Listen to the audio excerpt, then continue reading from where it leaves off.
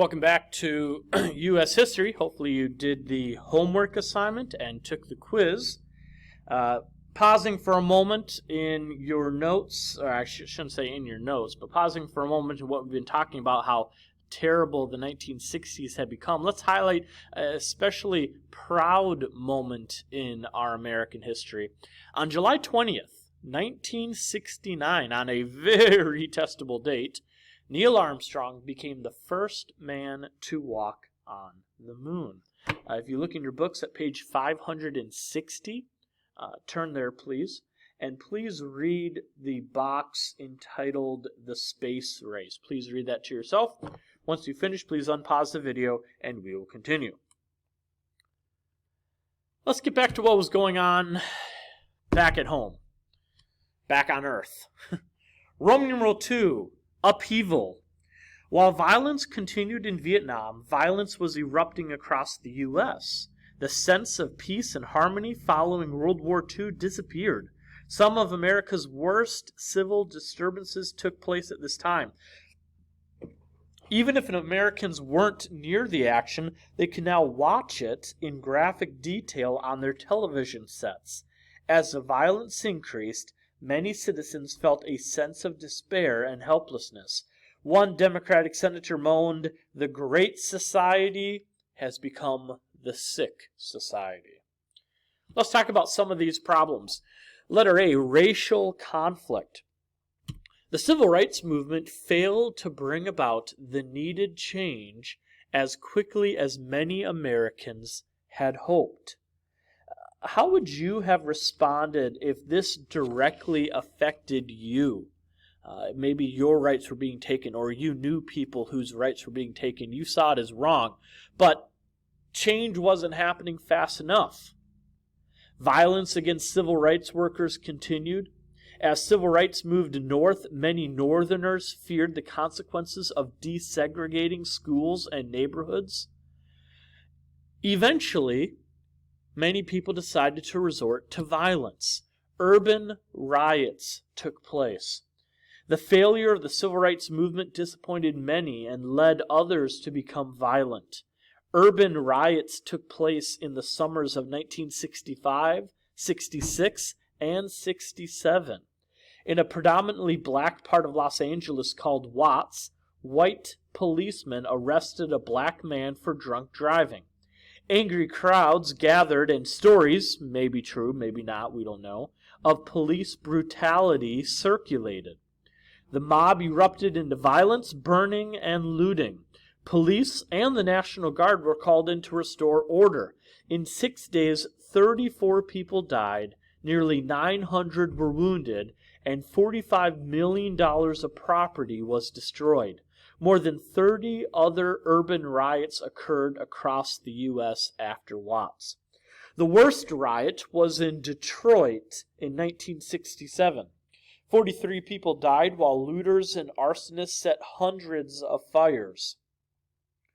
The National Guard had to bring tanks down the streets of Detroit, and troops exchanged fire with snipers on buildings. Racial tensions increased. The fact of the matter was, black Americans were hurt the most from the violence. Their businesses and homes suffered the most damage, and most of the casualties were black. While police brutality on nonviolent protesters gained some sympathy, urban riot violence led many more Americans to grow fearful of the protesters. Even Martin Luther King began to lose ground among white Americans. As a result, progress on civil rights slowed considerably. Another option that some people took was to promote what became known as Black Power movement. These were individuals, and this is what you need to know, individuals who believed the government would not protect their rights, so they would protect them by any means necessary. Some groups claimed black supremacy over white people, but most wanted to protect and strengthen self-determination for African Americans. Letter B, radical youth. The generation that arose after World War II was nicknamed the baby boomers. We talked about them last chapter as little babies. By the late 1960s, these babies had become young adults, making up more than half of the U.S. population. Having grown up in an era of prosperity and affluence, some began to question and then rebel against the materialistic values of the day. They understood that materialism did not satisfy spiritual needs, yet what they turned to was even more destructive than their parents' materialism. Number 1, anti-war movement. The rallying point for dissatisfied youth was opposition to the Vietnam War. And as the war escalated, so did the anti-war movement. One of the groups that came out of the anti-war movement was called the New Left. The New Left were radical groups that hoped to use resentment of the war as a means of overthrowing established American institutions. By the way, is that biblical? The movement tended to see family, government, and the church as oppressive and believed that they needed to be overthrown or undermined. Scripturally, however, all three are God-ordained institutions designed to ensure social stability and justice. They may need to be reformed because of sinful abuses, but weakening them simply opens the doors for new injustices. Is resistance to authority anything new? The answer is no. Resistance to authority is always present in sinful human nature. Let me give you a couple more examples. The largest group of the New Left organization was called the Democratic Society, with more than 5,000 members on more than 200 campuses. Another radical group, the Weathermen, actually engaged in terrorist bombings of buildings to quote-unquote bring the war home. Some demonstrators supported the Viet Cong. Some waved their flags. Others waved Mao Zedong's Little Red Book of Communist Maxims. On page 562, there's a pink box entitled Aid and Comfort to the Enemy. Please read that box to yourself. Once you finish, please unpause the video and we will continue. By 1968, the majority of Americans opposed the war. Number 2, the counterculture. This was more of an attitude than an ideology. What you need to know about it is the counterculture had its roots in rebellion, a rejection of materialism, morals, and values of the previous generation. Proponents believed that the solution to society's problems included self-expression and espousing a philosophy of love and sharing. For example, some of these creeds, these are popular sayings that the counterculture used. I'm going to name them to you guys, and then we're going to discuss whether or not, how we can argue against these views biblically. The first one is, do your own thing. How biblical is that? Well, Jesus told his followers that if they loved him, they would keep his commandments. While Paul grants that Christians have a great deal of freedom, they are not to use their freedom to satisfy their flesh. Rather, they are to love others by serving them. Those passages are found in John 14:15 and Galatians 5:13. All you need is love was another counterculture view.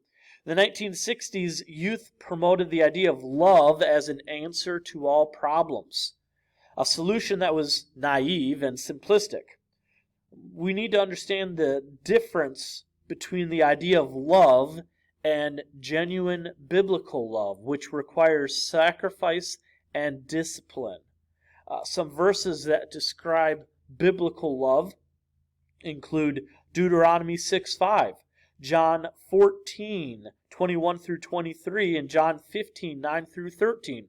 1 John 4:20 and 21, 1 John 5:3, and 2 John 1:6.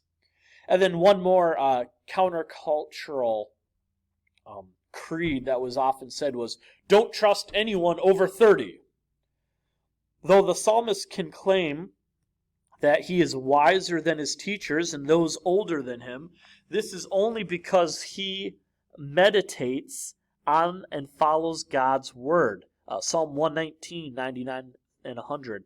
In general, the Bible teaches that those with age should be honored for their wisdom. Refer to Leviticus 19:32, Proverbs 13:1, and Proverbs 15:5. So these counterculture creeds are definitely unbiblical views that we should be familiar with. Also, during this time, we have, of course, the hippie movement. This was a popular expression of the counterculture.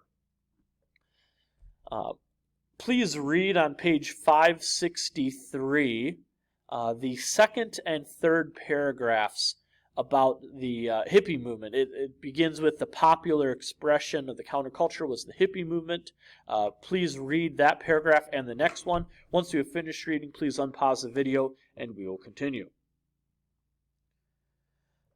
How do you counter the counterculture? The pink box says on 563, the Bible teaches that all are born corrupt, Psalm 58:3, Romans 5:12, and that forsaking possessions or breaking restrictions does nothing to free one from the power of sin. Curing humanity's ills requires changing our sinful nature through the power of God in salvation. So what's the answer to all this sinfulness that we've just been describing? Salvation. Jesus Christ. The Holy Spirit in our hearts. Being led by the Holy Spirit to make godly decisions. That is the only ultimate solution to sin in our culture. Lastly, number 3, let's talk about radicalism in perspective. We hear about the hippies, we hear about the counterculture, we hear about the 1960s drugs and sex and rebellion taking place. Let's put all of this into perspective. Is it true that sometimes some of the loudest things are still part of the minority? The answer is yes. If we were to talk about Corona, for example, on a very practical, relatable topic concerning Corona, how many people have Corona? Well, according to the numbers at this moment, a minority, a small minority. And how many people have died from Corona? Now, a single death is a tragedy, it is true. But how many people have died from Corona? A small minority of those who have been infected by Corona. And yet, isn't that all we ever hear about on the news right now? Well, concerning the counterculture, concerning the radicalism of the 1960s, we got to understand that while that's what we always think about 50 years later, it was the minority. Although they were loud, they were always in the minority. The counterculture was the counterculture. The regular culture was not radical. The U.S. came nowhere near the death and destruction through civil disorder that would be found in other countries. Also, the violence that we saw in the radicalism shocked most Americans. After the relative calm of the Eisenhower and Kennedy years, Americans wondered how a nation so advanced and so wealthy could be convulsed with such disorder. As 1968 neared an election year, let me start that sentence over. As 1968 neared, which by the way was an election year, Americans began looking for a leader who could cure the country's ills. If this section of notes interested you at all, just to see what the perspective of the culture was like, and you want more information, page 147 and 148 in your activities book, entitled What the 60s Wrought, is a good bit of information that you could have. It won't be homework, but in case you're interested, there it is. Hope you all have a good rest of the day. Be good, do good. Bye.